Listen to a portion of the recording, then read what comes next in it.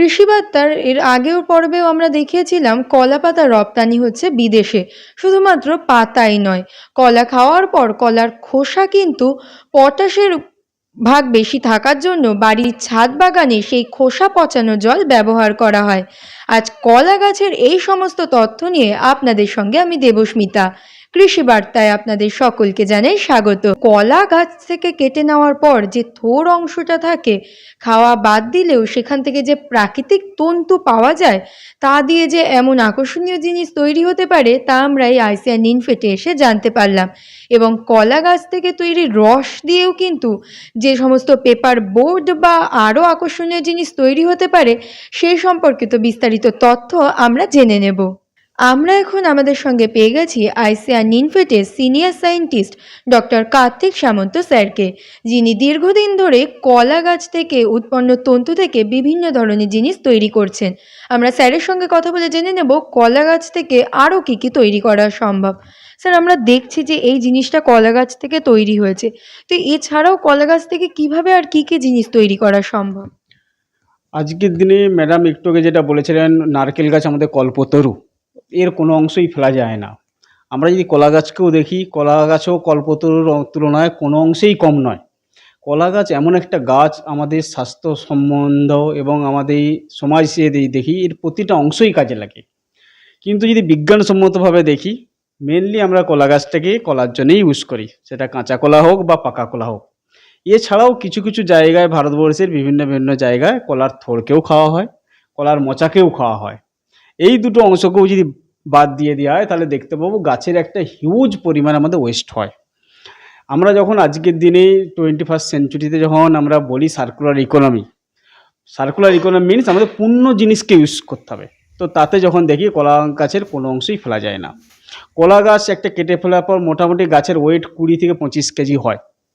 তো তার থেকে যদি ইনকাম বাড়াতে চাই, ফার্মার বা কৃষি বন্ধুবান্ধবদের যদি ইনকাম বাড়াতে হয়, তাহলে আমাদের যেমন কলা গাছ থেকে কলাটাও নিতে হবে, পুরো গাছটাকেও আমাদের ব্যবহার করতে হবে, যেটা ভালো কমার্শিয়াল কাজ স্কেলে ব্যবহার করা যায়। তো আমাদের ইনস্টিটিউট আইসিআর নিনফেটে, আমাদের গবেষণাগারে আমি এবং আমার scientist team doctor S N Chattopadhyay এবং অনেকে আরও টিমে যারা আছেন, তারা আমরা পুরো কলা গাছটাকেই আমরা ব্যবহার করছি পাল্প অ্যান্ড পেপারে কনভার্ট করার জন্যে। আমরা সবাই জানি কাগজ তৈরি হয় আমাদের উড দিয়ে। তো উডের পরিবর্তে আমরা কি কলা গাছটা ব্যবহার করতে পারি, যেটা দিয়ে আমরা ভালো কোয়ালিটি কাগজ তৈরি করতে পারবো। তো এটা আমরা দেখেছি, খুবই ভালো কোয়ালিটির পেপার কাগজ আমরা তৈরি করতে পারি পুরো কলা গাছটাকে দিয়ে। এবং একটু আগে যে কথা হচ্ছিল কলা গাছের ফাইবার তন্তু, প্রাকৃতিক তন্তু, ওই তন্তু দিয়ে যদি আমরা কাগজ বানাই শুধু ফাইবারটা দিয়ে, সেই কাগজের কোয়ালিটি আরও অনেক ভালো হয়, আরও গুণগত মান অনেক বেটার হয়। শুধু তাই নয়, আমরা যদি কলা গাছটাকে চেপে যদি রস বের করে নিই, যেটাকে আমরা অনেক সময় থোড় খাই, থোড় ছাড়াও পুরো গাছটাকে যদি আমরা স্কুইচ করে জলটাকে বের করে নিতে পারি, ওই জলটাও আমাদের অনেক কাজে লাগে। ওই জল দিয়ে আমরা রং করার কাজে লাগাতে পারি, মানে প্রাকৃতিক রং নিয়ে, মানে ন্যাচারাল রং নিয়ে ন্যাচারাল কালারেশনের জন্য ওই মানে কলা গাছের যে রস সেটা খুব উপকারী।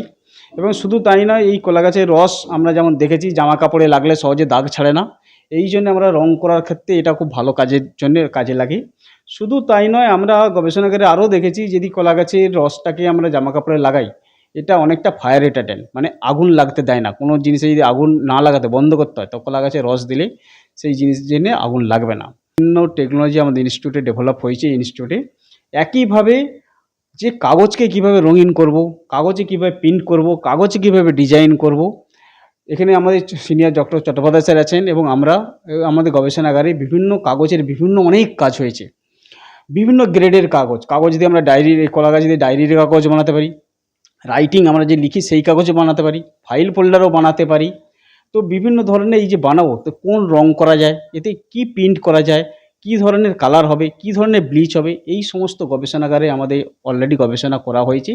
এবং এটা দেখা গেছে জুটের মতোই আমরা বিভিন্ন কালার বা কটনের যে রঙগুলো করা যায়, সেই অনেক রঙই আমরা ব্যানানাতেও ইউজ করতে পারি, যেটা দিয়ে খুব সুন্দর সুন্দর কাগজের প্রোডাক্ট তৈরি করা যেতে পারে, সেটা প্লেট হোক বা পেপারের ব্যাগ হোক। আমাদের গবেষণাগারে যেমন জুট দিয়েও পেপারের অনেক ব্যাগ বেনেছে, ফাইল ফোল্ডার বানে এবং বক্স বানে। এবং এইগুলো সবই প্লাস্টিকের পরিবর্তে আমরা পেপার ব্যাগ বা পেপার প্লেট বা পেপার বক্স ব্যবহার করতে পারি, যেগুলো আমরা বলতে পারি প্লাস্টিকের পরিবর্তে আমরা ব্যবহার করতে পারি, যদি মেবি সিঙ্গেল ইউজ প্লাস্টিক আর মেবি মাল্টিপল ইউজ প্লাস্টিক।